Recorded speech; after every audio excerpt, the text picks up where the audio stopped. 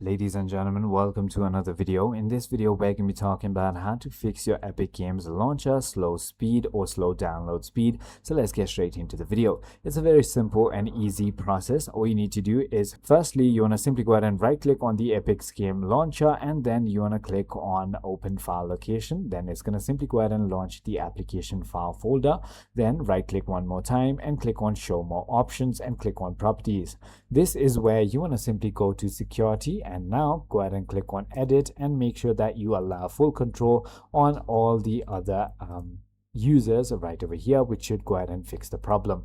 However, if it still doesn't fix your problem, then you want to simply go ahead and right click on your network settings on the bottom and click on network and internet settings.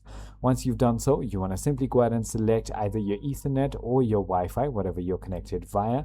Then all you need to do is click on edit on the DNS server assignment and change it from automatic DHCP to manual, and then turn on your IPv4 and put this exact DNS right over here, which is going to be 8.8.8.8 on your preferred, and alternate should be 8.8.8.4, or you could also use the Cloudflare DNS, which could be 1.1.1.1 and 1.1.0.1.